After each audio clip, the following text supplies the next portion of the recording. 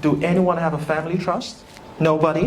We all need to have a conversation. A family trust, this is something I recommend for every family to have, regardless of how much is in your bank account. You create a family trust and you put all your kids in a family trust. Regardless, I don't care what you do, you need to have a family trust. Because if anything is to happen to you, the trust dictates what happens after you are gone. A will can be contested. A family trust, a little bit way more harder. Hey, I know you're enjoying this video. Go below, get your tickets, and I'll see you there. Based on the conversation myself and Michael have been having,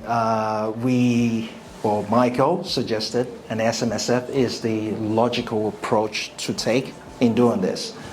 Now, without me knowing too much about who are the members, there is so much more involved when we're talking about an SMSF. There's so much more from a legality point of view, and there's so much more from a lending point of view. For today's exercise, I'll be making a lot of assumptions today, right? So the first thing is this is what we currently do have in mind. The church is looking for a home, right? And for the church to acquire this home, the church needs finance to do that. And it's going to be quite a substantial value to purchase this home, so we need everyone to kind of come together to do it. And we're looking at an SMSF, which stands for Self-Managed Super Fund. Most of you already do have an industry super fund where your 10% or 11%, whatever it is, your employers putting in there. It's pretty much almost similar to it.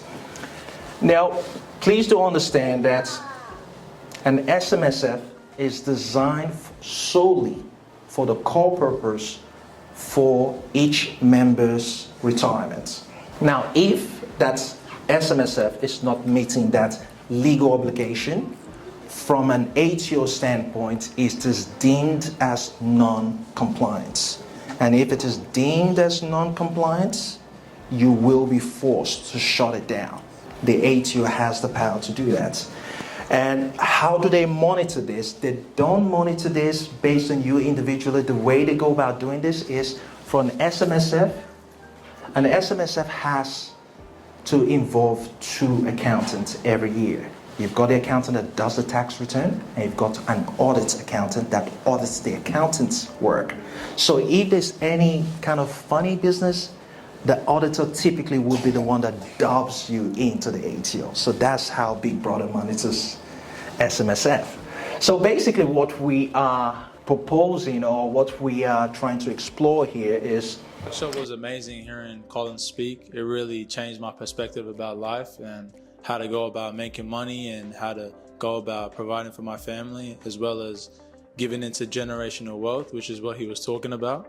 Giving into your knowledge that you've learned throughout life, whether it's about making money or helping people. I really felt like it resonated with me. Just hearing a lot of the wisdom that Collins was speaking really helped me and changed my perspective on how to be a better man and how to be a businessman in that sort of sense. So yeah.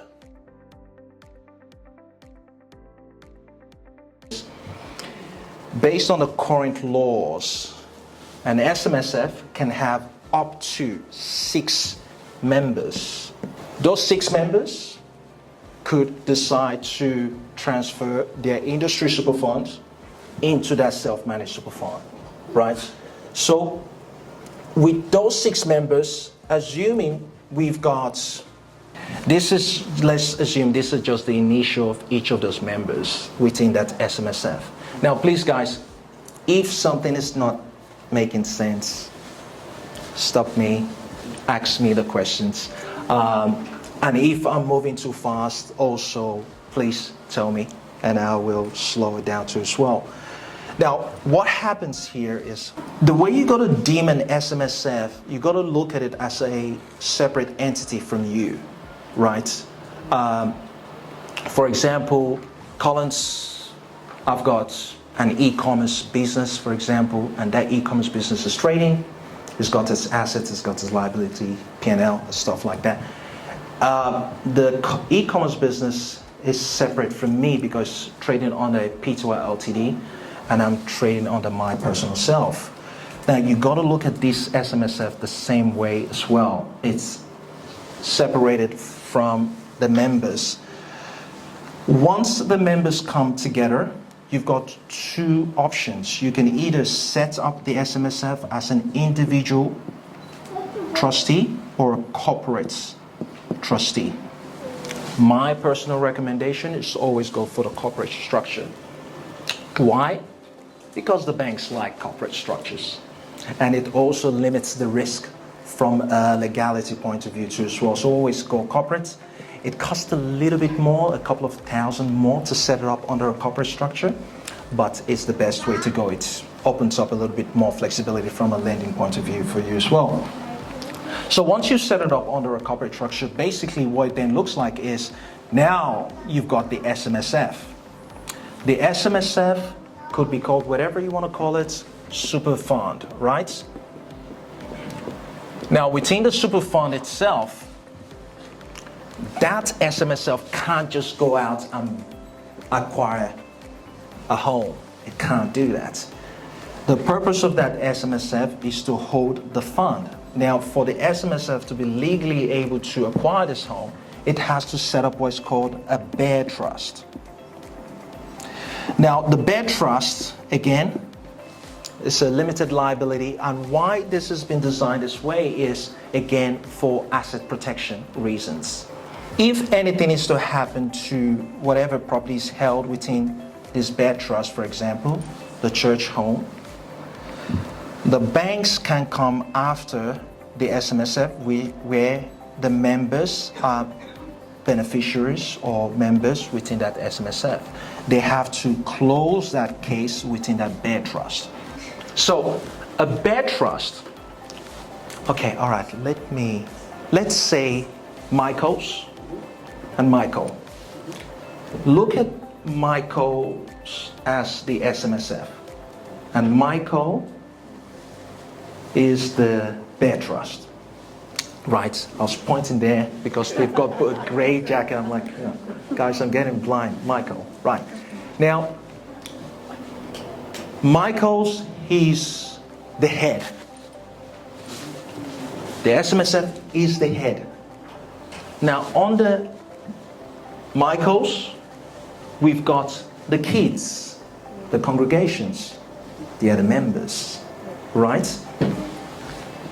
Now, Michael's have decided that, you know what, I want to create a legacy for the members. Now, for Michael to make sure that whatever legacy he's creating, he wants to make sure that legacy is also protected in case if anything is to happen of any kind of lawsuit or any kind of litigation, any kind of claims. As we all know, Australia is the second most largest country in the world for litigations. And guys, I see it happen every day. You may not be in that field. This is my field. I see it happen every day. I was having a conversation with Siji and he didn't even know this, but there are people out there that their core job is to look for people to sue. That's what they do. That's their job. And I'm not making this up.